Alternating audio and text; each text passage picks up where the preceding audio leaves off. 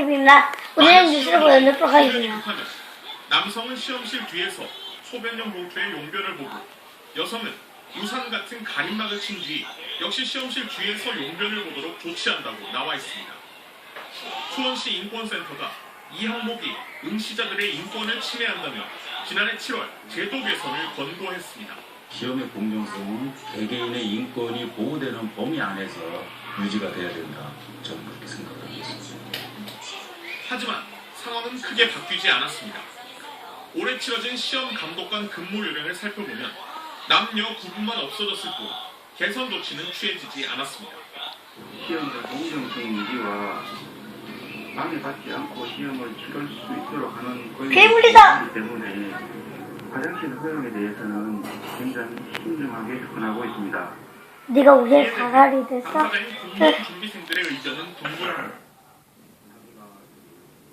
회동 관리를 제대로 못하는 거는 정말 큰 문제가 아니고는 저는 수험자의 태도에 깔려 있다고 생각합니다. 나머지 사람들 시험 보고 있는데 뒤에서 혼자 일을 건다는 것 자체도 너무 말이 안 되는 것 같고, 그렇게 하다 보면 또 나머지 사람들은 그 한 사람 때문에 다 피해보는 거 있잖아요.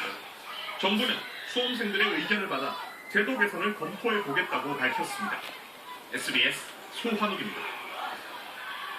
찜질방에서 잠자는 이것도 말씀드리지만 오늘 뉴스 못 본 사람만 보십시오. 휴대폰 권한을 막기 위한 각종 아이디어가 나오고 있습니다. 박수진 기자입니다.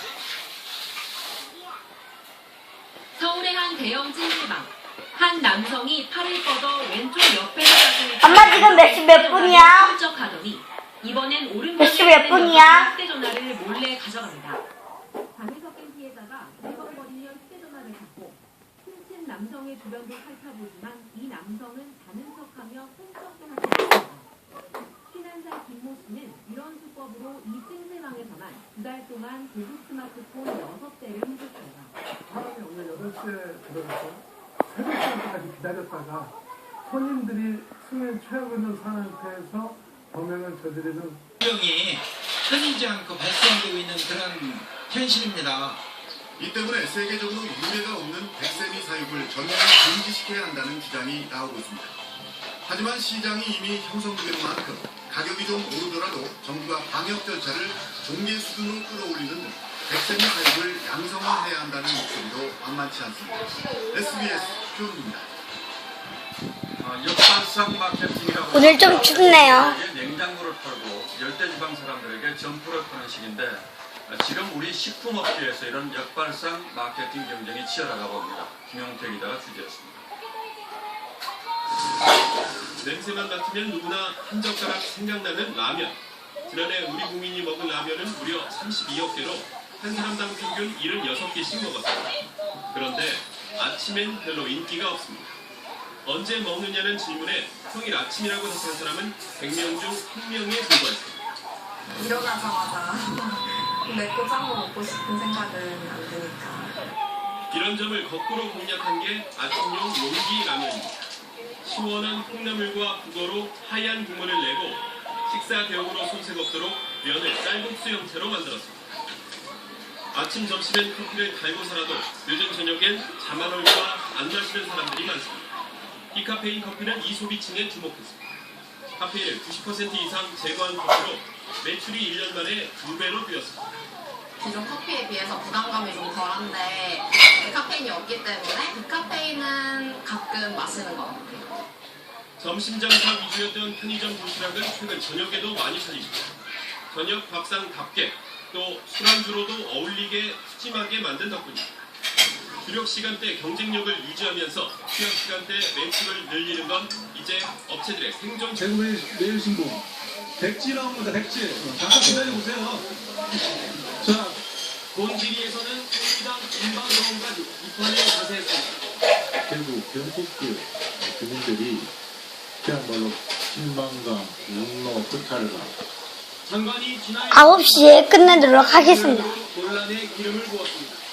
전락한 지역들은 조금 아쉬움이 남겠지만 승복해 주시기를 승복을 요구하지 말고 사과를 하시고 다시 정책에 대해서 이해를 구하시는 게 질의응답의 상당 부분이 신공항에 할애되면서 다른 의원들의批명도 나왔습니다. 기준이라서 신공항과 관련된 내용이라는 것은 좀 너무 안타까웠습니다. 업무 보고로도 손해 안찬 대구 의원들은 국무총리와 장관을 따로 만나 항의했습니다. 경쟁 자료가 제출되지 않고 지역 주민들을 설득하지 못한 상태에서 영락권 신공항이 무산된다 하는 것은 박근혜 정부의 큰 잘못이다. 국회의원들은 자기 지역구 일기라면 연예는 물론 대파도 넘어선다는 사실을 거듭 확인시켜준 일이었습니다. SBS 방송진입니다. 보수단체 어버이연합의 추선희 사무총장이 검찰 조사를 받았습니다. 추 씨는 청와대의 지시로 강제 수용에 나섰다는 의혹에 대해 지시를 받은 적이 없다고 주장했습니다. 이한석 기자입니다.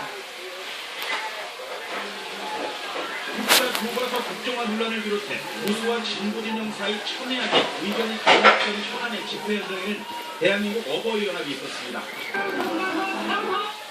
급기야 청와대가 집회를 지시했다는 의혹이 일면서 진보 성향 시민단체들이 어버이연합을 한 달 전 검찰에 고발했습니다. 검찰에 나온 어버이연합 추선희 사무총장은 관련 의혹을 부인했습니다. 청와대 쪽에서 지시 받으신 거 아세요? 지시 받은 적 없어요. 검찰은 추 씨를 상대로 관계 집회를 지시했다는 의혹을 받고 최현근 청와대 행정관과 소비명을 집중 조사했습니다. 이에 대해 추 씨는 최현근 행정관과 연락을 주고받은 건 맞지만 집회 참여 지시는 없었다고 주장했습니다. 엄마 아까쯤에 미용실 해서 추 씨는 머리 감았는데 그래도 해야 돼? 추어단체의 자금을 받아 왜? 활동비로 썼다는 의혹도 부인한 것으로 드러났습니다. 무료 급식에 썼을 뿐 단체 활동비로 유용하지 않았다는 겁니다. 검찰은 아직 만약에 머리카락 안 붙어 있으면 법적 근거를 찾지 못한 것으로 알려졌습니다. 검찰은 추 씨에 대한 조사 내용을 검토한 뒤 청와대 행정관과 원장님에 대한 조사 여부를 결정할 계획입니다. 어디서 머리 깎았어? 남자 미용. 하필 장애인의 동물 보조인이 한 신문에 이런 일이 벌어져서 안타까움을 느꼈습니다. 원종진 기자가 보도합니다. 깃발과 물길이 하늘로 치면서 오릅니다. 어젯밤 10시쯤 경기 여주시의 한 주택에서 집안에 있던 1급 장애인 마흔 씨가 숨졌습니다. 성재는 안 먹었어요. 먹을 거야? 양팔의 움직임도 네. 자유롭지 않은 씨는 먹는데. 아사도우미와 활동보조인의 도움을 받으며 생활해왔습니다. 그런데 불이 난 어젯밤에는 활동보조인이 집에 없던 상태였습니다. 야 빨리 와 먹자. 당신이